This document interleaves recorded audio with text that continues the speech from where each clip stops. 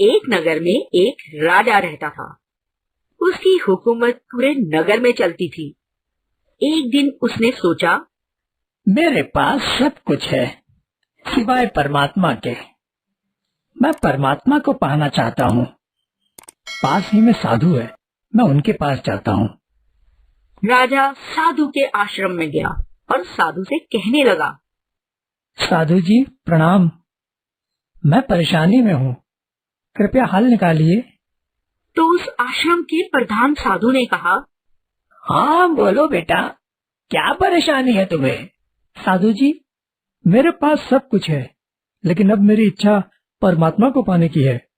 आप कृपया बताएं कि मैं कैसे परमात्मा को पा सकता हूँ। जो कुछ तुम्हारे पास है उसे छोड़ दो। राजा खुश हो गया और मन ही मन बोला, ये तो बड़ा ही आसान है। राजा ने अपनी सारी संपत्ति गरीबों में बांट दी।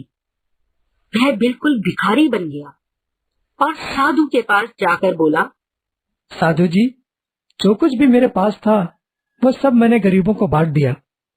क्या अब मुझे परमात्मा मिल सकते हैं? लेकिन साधु ने उसे देखते हुए कहा, अरे तुम तो सभी कुछ अपने साथ लाए हो। राजा को कुछ भी समझ नहीं आया, तो उसने कहा, नहीं नहीं साधु जी, मैं अपने साथ कुछ भी नहीं लाया हूँ। तभी साधु ने कहा, ठीक है, मेरे आश्रम में जो भी कूड़ा करकट है वो सब उठाओ और उसे फेंक कर आओ। ठीक है साधु जी, जैसी आपकी आज्ञा। और वह कूड़ा उठाने लगे। आश्रम वासियों को यह बड़ा कठोर लगा, किंतु साधु ने कहा, राजा अभी सत्य को पाने के लिए तैयार नहीं है और इसका तैयार होना बहुत जरूरी है।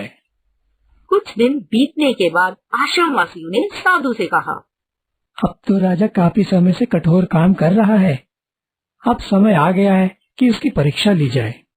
ठीक है।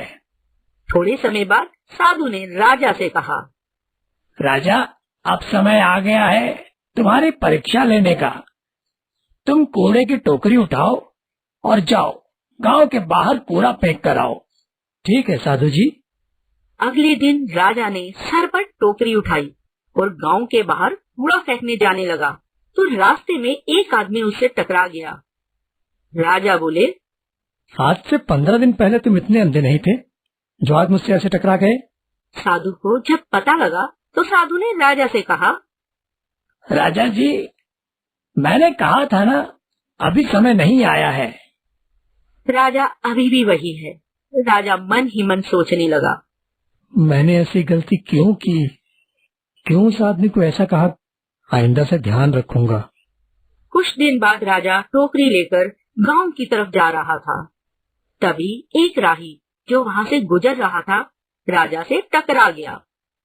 राजा ने इस बार कुछ नहीं कहा, सिर्फ उसे देखा और मन ही मन बोला, इस बार इसको कुछ नहीं कहूंगा, कोई गलती नहीं करूंगा।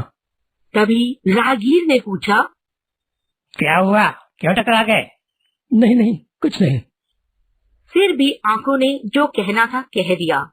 साधु को जब पता लगा तो उसने कहा, संपत्ति को छोड़ना कितना आसान है, पर अपने आप को छोड़ना उतना ही मुश्किल। कुछ समझे राजा जी? मैं समझा नहीं साधु जी। राजा, तीसरी बार फिर यही घटना हुई तो आपने रास्ते में बिखरे कूड़े को समेटा और ऐसे आगे बढ़ गए जैसे कि कुछ हुआ ही ना हो। हाँ साधु जी, मैं आपकी बात समझ गया। बेटा, जो खुद को छोड़ देता है वही प्रभु को पाने का असली हकदार होता है।